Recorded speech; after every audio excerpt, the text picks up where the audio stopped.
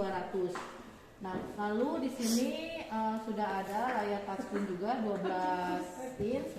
Sini ada tombol-tombolnya, di sini ada encodernya juga. Kalau tidak dipakai bisa di adjustable. Layarnya seperti ini. Ya. Lalu di sini sudah ada internal turbin, yang artinya kita tidak perlu lagi udara tekan. Ya, tidak perlu lagi udara tekan, jadi langsung pakai internal turbin yang bisa dipakai sampai 10.000 jam atau sekitar kurang lebih 10 tahunan ya si internal turbinnya. Nah, untuk ventilator ini juga bisa disambungkan dengan oksigen apapun, mau oksigen sentral, oksigen tabung. Bahkan kalau misalnya ibu atau bapak untuk kalibrasi pakai oksigen ruangan juga tidak masalah. Oksigen 21% itu tidak masalah. Hanya untuk kalibrasi. Tapi ketika misalnya mau ada pasien, ya sebaiknya harus ada si oksigennya seperti itu. Nah, lalu di sini kelebihannya dia sudah ada beberapa advance-nya. Nanti kita bisa lihat ya. Nah, mungkin beberapa ibu yang dan bapak yang sudah di ICU sudah tahu ya. Di sini ada port untuk inspirasi. Jadi inspirasinya masuk ke sini. Nah, breathingnya ini sudah bisa kompatibel dengan merek apapun. Mau bapak ibu mau pakai yang reusable, mau pakai yang disposable, dengan merek apapun itu sudah kompatibel.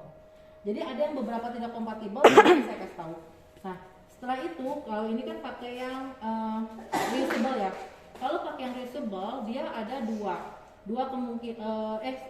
Kalau pakai yang reusable dia pasti pakai yang humidifier atau chamber humidifier. Kalau pakai yang disposable, dia pakai HME untuk pelembabnya. Mungkin yang di sini seperti seperti bacterial filter. Bapak Ibu udah pernah lihat yang warna hijau juga. Jadi kalau yang disposable itu bayangannya dia tidak melalui si chamber humidifier. Kayak gitu. Jadi cuma langsung dari inspirasi dia langsung percabangannya langsung ke ETT-nya. Ya. Tapi kalau yang reusable dia harus pakai si chamber humidifier. Kalau tidak pakai chamber humidifier juga nggak masalah, cuma di sini harus ada HME atau untuk pelembabnya. Si HME itu biasanya 6 jam sekali diganti. Ya, fungsinya sama kayak si chamber humidifier, dia untuk melembabkan. Gitu fungsinya. Ya, sampai di sini ada yang mau didiskusikan terlebih dahulu? Baik, sebelum saya nyalakan ya.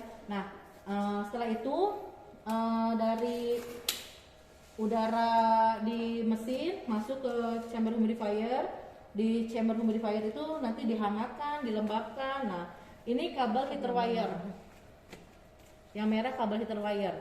Ini harus dimasukkan karena apa? Karena memastikan bahwa si panasnya yang di set di sini sampai ke ujung si breathingnya. Ya, caranya udah bisa caranya kan? Atau belum bisa caranya? Belum bisa caranya.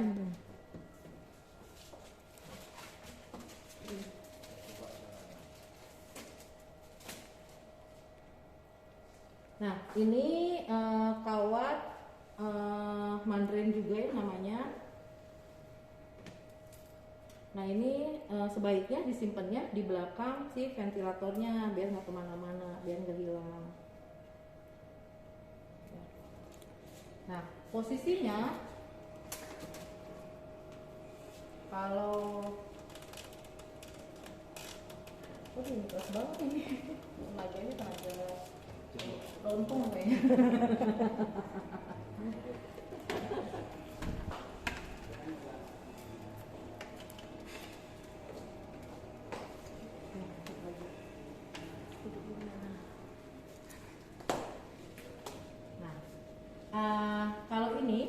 Kalau heater wire ini tidak perlu lagi dia masuk ke autoclave atau steaman. Cukup kalau misalnya yang kotor pakai kayak kapas alkohol aja ya, kapas alkohol dibersihkan seperti itu.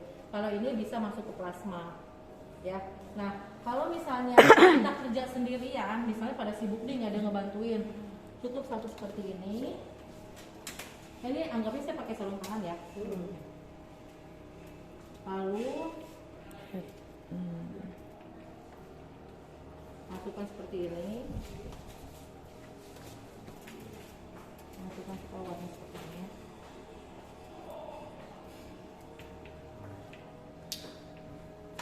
nggak apa-apa Bu, jangan dibantuin. Bisa dibantu Mbak. Bisa dibantu.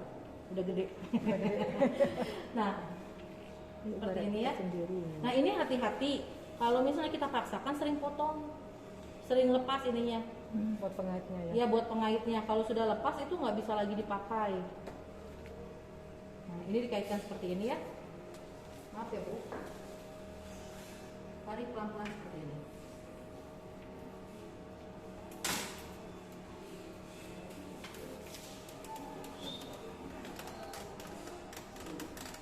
Seperti itu. Nah, cara ngeluarinnya jangan dipaksa untuk ditarik. Cara ngeluarinnya kita mundurin dulu posisinya. Ya. Jadi kita melihara barang bisa tahu gitu. Jangan paksa untuk tarik. Bisa ditarik, bisa. Cuman ya itu nanti longgar atau enggak potong si ujungnya. Ya. Yang inspirasi patokannya, kalau inspirasi itu tidak ada water trap. Ada beberapa ventilator yang inspirasi pun ada water trap. Nah ini namanya water trap. Fungsinya untuk menampung si uap udara, uap nafas kita, gitu. Nah setelah ini masuk si heater wire-nya, sambungkan ke Y-piece atau Y-piece. Ini Y-piece. Nah kalau misalnya kita mau lebih advance, makanya kita bisa disambungkan ke mainstream ETCO2. Nah, ini mainstream ETCO2. Ini adapternya. Nah, ini adapternya hati-hati. Ini ada adapter dewasa dan adapter anak. Nah, lihat di dusnya. Kita biasanya kasih 2. Ya, adapter yang dewasa biasanya suka lebih kuning.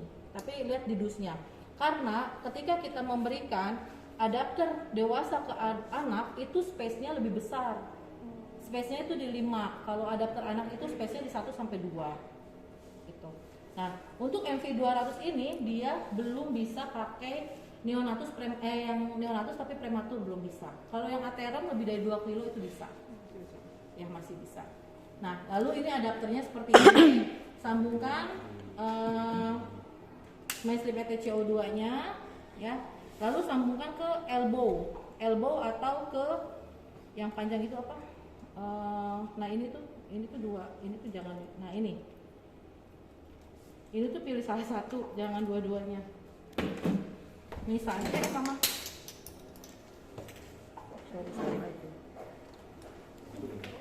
Oh ini nggak apa-apa, tutup itu doang. Jadi ibu bapak bisa pilih mau yang mana pakainya, flexi tube atau elbow. Ini elbow, ini flexi tube. Jangan dua-duanya dipakai. Kenapa? Kalau dua-duanya kita pakai, space-nya akan lebih panjang. Ya, ini iya, space-nya akan lebih panjang. Ini flexi tube, ini elbow. Nah, apalagi pada anak atau pada bayi. Kalau pada anak biasanya ETT pun ikut dipotong agar space-nya diperpendek. Nah, ini lebih terserah mau pakainya yang mana. Misalnya kita mau pakainya yang ini ya. Si flexi tube. Kalau flexi tube kan lebih enak ya kayak ETT-nya ya, karena lebih mengikuti. Nah, seperti ini.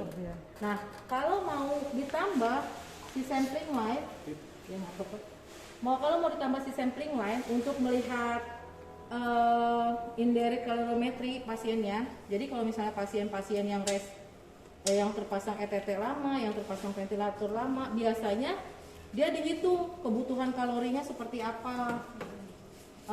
Tenaga yang dipakai dia pada saat dia tidur seperti apa. Nah ini ventilator ini sudah bisa menghitung kebutuhan kalorinya gitu. Nah ini si sampling line-nya disesuaikan juga dengan si flexi tube atau si elbow. Kalau seperti ini kan nggak bisa nyambung ya, ya kan? Berarti kita harus ke si flexi tube. Ke si elbow. Nah, masukin seperti ini, diputar untuk si sampling line-nya. Ya, sampai di sini ada yang mau didiskusikan? Didiskusikan terlebih dahulu. Bu, yang ini apa namanya tadi, Bu? Adapter. Ini kan adapter airway. Ada yang untuk dewasa, ada yang untuk anak gitu kan.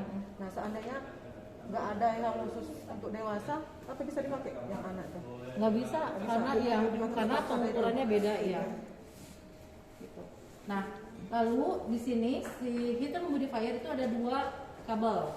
Ya, bisa dilihat yang kabel yang pertama itu kabel heater wire. Kabel heater wire ini yang ada di posisi belakang. Waduh, sambungin. Nah, ini heater wire. Posisinya di belakang si kabel heater wire ini. Ya. Jadi fungsinya untuk memastikan si panasnya itu bisa sampai ujung. Masukkan seperti ini. Sudah. Lalu ada yang namanya temp probe. Temp probe ini ada 2. Masukin ke sini agak kencang. Lalu masukkan ke inspirasi. Nah, inspirasinya kan nggak ada potongan ya. Ini bisa langsung di sini. Nah, ini enggak. Nah, seperti ini. Ya. Jadi untuk si temp probe ini fungsinya dia mengukur berapa yang hasil ada di ujung sana, di ujung si breathing circuit. Sampai sini ada yang mau ditanyakan? Ada yang mau didiskusikan terlebih dahulu? Nah, berapa? oh, ini namanya si humidifier sudah autofill. Nah, kita tidak perlu lagi untuk ngisi ulang. Jadi cukup ditempelkan. Di sini ada kabelnya, ada kayak infusnya gitu. Lalu pasang aja aqua bidet steril.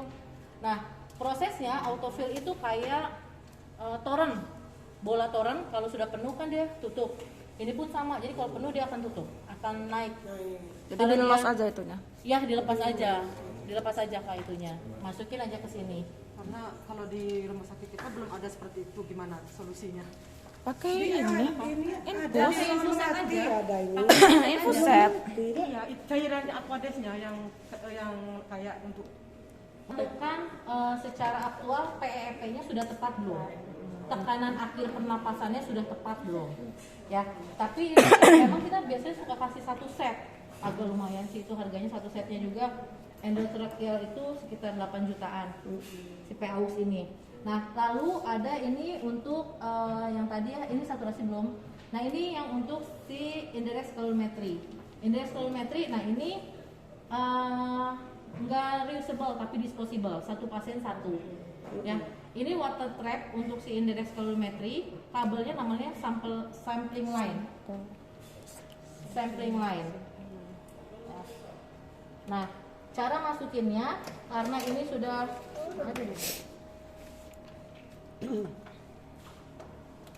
Nah, cara masukinnya karena ini udah beberapa kali pakai, cukup kita sekali tekan seperti ini dulu. Tekan. Nah,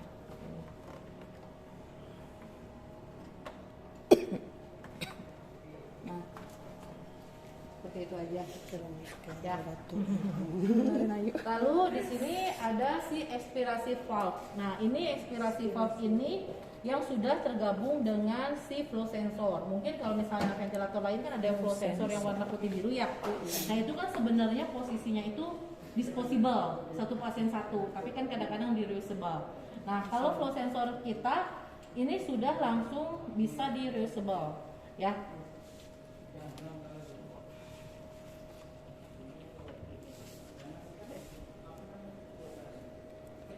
Nah, cara membukanya, buka dulu breathingnya, breathing expirasi.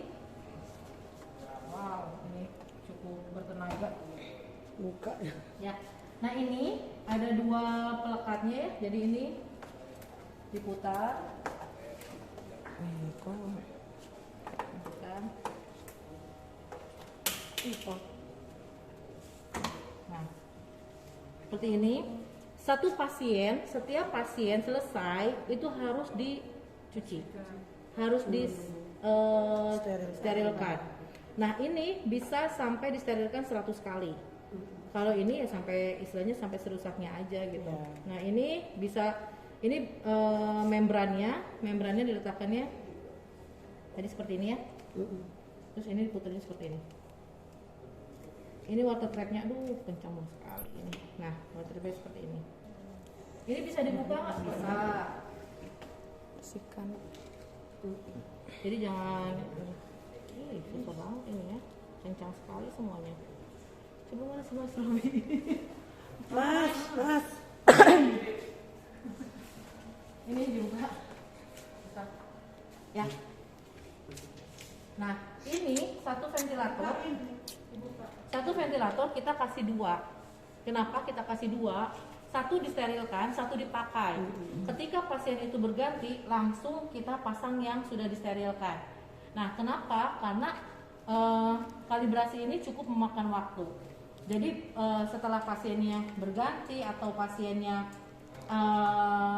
ganti breathing, tapi masih satu pasien ini tidak perlu diganti. Kalau ganti pasiennya harus diganti. Setelah diganti yang baru, langsung kalibrasi untuk si ekspirasi valve-nya. Itu nggak jadi masalah. Nanti misalnya pasiennya datang setelah beberapa hari, itu nggak jadi masalah. Dan ini sudah dikalibrasi. Nah, menentukan ini kalibrasi atau enggak ketika si ekspirasi valve-nya itu dilepas. Seperti ini. Kalau seperti ini berarti itu harus kalibrasi ulang. Gitu. Kalau ini selama nggak dilepas dan nggak diganti, nggak perlu kalibrasi ulang. Ya, jadi nanti untuk menyeterilkannya seperti ini ada 3 ya. Satu paketin aja gitu. Ya. Seperti itu.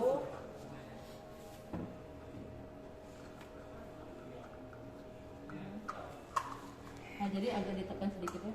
Ditekan sedikit terus putar.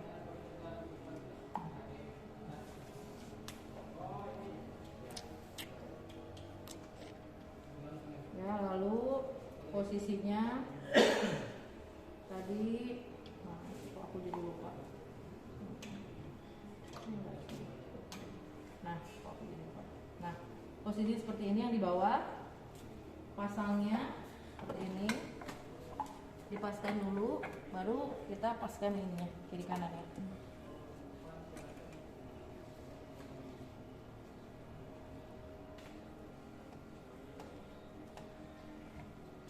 Sampai kuat ya. Lalu ekspirasinya, breathing ekspirasinya masuk ke ekspirasi valve. Oke, ada pertanyaan? Ada yang mau didiskusikan terlebih dahulu? Nanti saya kasih chamber humidifier-nya.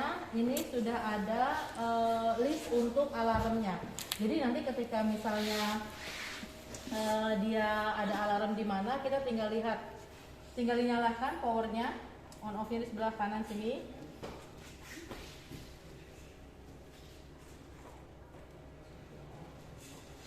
Ya. Nah, ini ada A-nya, ini suhu adapternya, suhu si chambernya. Nanti ada kayak si suhu C-nya. Nah, C-nya ini suhu si adapter ini ke sini RWI ya. Nah, si C ini si chambernya, suhunya. Ini memang di awal dulu karena dia menyesuaikan terlebih dahulu gitu. Ini nggak perlu lagi kita setting, jadi dia langsung setting secara otomatis gitu. Ini sih tinggal dimatikan saja. Ini alarmnya untuk mute. Kalau untuk chamber seperti itu, ada pertanyaan, ada yang mau didiskusikan terlebih dahulu?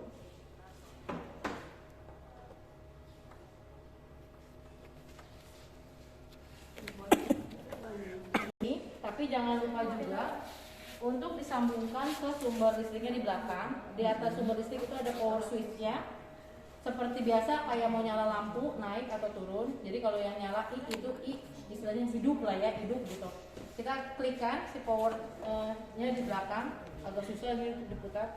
Nah, lalu di sini ada power, berarti di sini dia tersambung di sumber listrik. Kalau ini baterai berarti full, ini berarti baterainya full. Kalau misalnya ini nanti ada merah, berarti dia ada kerusakan. Gitu. Ya. Lalu tinggal tekan tombolnya, power, dan semua. Oh, belum Nah, kelihatan tahun dulu. monitor. Nah, dia nanti akan install sendiri. Nah, di sini ada pilihannya, ada new patient atau previous patient. Ini modenya, ini gendernya, ini dewasa atau anak, ini berat bukan tinggi badan, ini berat badan. Nah, kita harus setting benar-benar sesuai dengan actually si pasiennya. Karena apa? Dia akan mempengaruhi yang dikasih tahu sama mesinnya, menit volumenya berapa, RR-nya atau respirasi rate-nya berapa. Itu dia akan menghitung sendiri. Tidal volumenya berapa, contoh ya female. Ini kita mau berapa? 160 lah ya Indonesia. Nah, dia langsung si berat berat normalnya atau idealnya di 52. Jadi dia hanya melihat si tinggi badannya saja. Ini no patient ya, ini langsung start ventilation. Nah, seperti itu. Nah, lalu di-apply-kan saja. Nah, seperti itu. Ini jangan lihat ya O2 sensor karena memang O2 selnya harus. Nah, lalu di sini ada mode-modenya. Di sini ada gambar. Ini bisa dibuka kan ya, Bu? Gimana? Oh bisa. Bisa kan ya? Nanti Iya. tempel lagi lah ya biar kelihatan.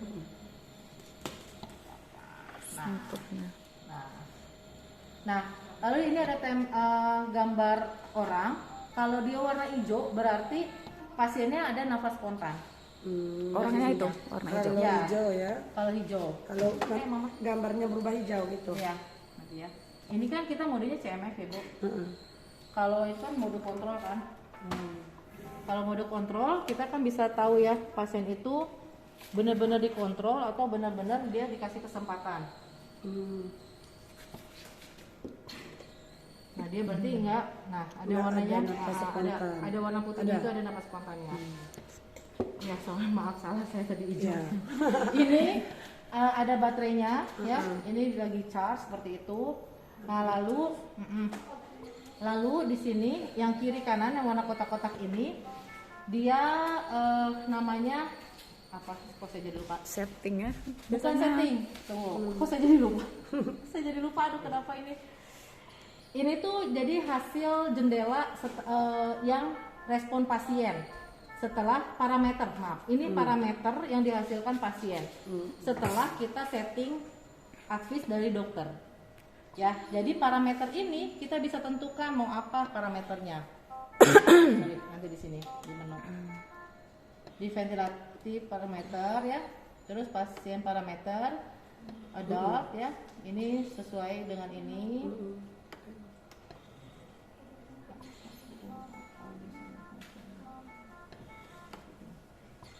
Nah ini choose measure. Nah ini bisa kita tentukan mau apa, misalnya auto PP kayak gitu.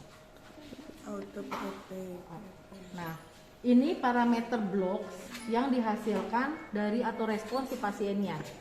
Ini bisa kita ganti-ganti mau apa yang kita lihat. Ya. Lalu di sini ada parameter untuk yang kita setting. Mau apa FiO2-nya misalnya mau berapa? 21% kah? Kita tinggal klik. Nah, setelah itu langsung apply. Nah, seperti itu. Pmax-nya mau berapa? RB itu kayak respirasi rate, tapi ini rate of breathing-nya RB itu. Ya, pernapasannya.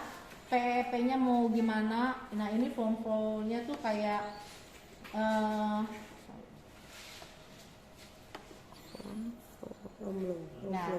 Nah, kayak apa ya? Grafik pernapasannya mau kayak gimana? Itu sih tergantung user juga ya. Nah, lalu ini tidal volume-nya kita mau berapa? Volume tidak. Tidal volume-nya mau berapa? T inspirasinya. Nah, ini tidal volume-nya mau berapa? 300 saja. 300 boleh. Ini settingnya. Nah, lalu T inspirasinya mau berapa? Ya.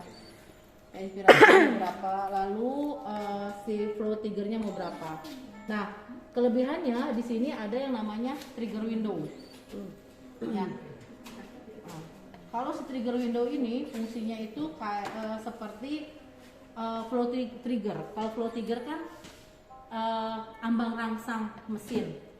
Ketika si pasien itu kita kasih flow triggernya 3, dia mampu nggak untuk bernapas? Ya, tapi kalau kita benar-benar mau pasien itu nggak boleh nafas sama sekali. Kita harus pasien itu harus ngikutin apa yang kita setting. Nah, settinglah si flow trigger dan si trigger window. Trigger window semakin tinggi, dia tidak akan memberikan kesempatan pasien itu nafas sama sekali. Itu dari mesinnya berarti. Iya, jadi benar-benar Bu, kalau misalnya si pasien itu benar-benar misalnya napasnya cepet banget, nggak bisa kita atur, kita istilahnya bukan mematikan pasien, Iya. memaksa pasien untuk mengikuti irama nafas dari nafas ventilator. dari Ya. ventilator. Nah lalu ini yang mode-modenya ya, ada kontrol volume, ada kontrol pressure, ini sama ya. Nah ini juga ada synchronize pressure, volume, ada CPAP plus pressure, masih ada BiStep. BiStep itu seperti CPAP juga, dia masih pakai mode ETT juga, AFP ini juga sama seperti mode CPAP. NIV ini non invasif pakai masker. Nah ini yang ISP atau Intelligent Support Ventilation. Nah ini yang mode cerdasnya. Kenapa bisa dikatakan mode cerdas? Karena kita men-settingnya itu mengikuti irama pasien. Jadi ketika pasien itu misalnya posisinya dia volumenya tidak mencukupi, baru si mesin ini akan membackup sisanya. Pressure-nya dia tidak akan mencukupi untuk ke volume tidal, dia akan membackup si sisanya seperti itu. SP. ASP itu. Nah, lalu ada ini volume garanti di pressure.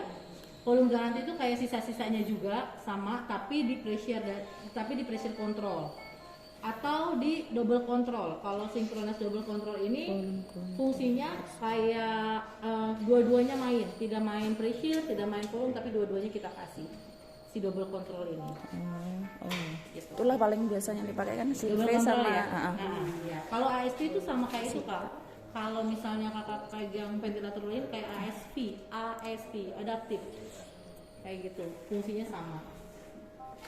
Tergantung pasiennya kan apa spontannya, Betul, ada apa enggak. betul. Kesadarannya gimana gitu. Betul Kak. Bantu, alat bantu. Sampai Nah, sini total atau parsial bantuannya. paling kalau misalnya tugas kita kan menentukan si modenya apa.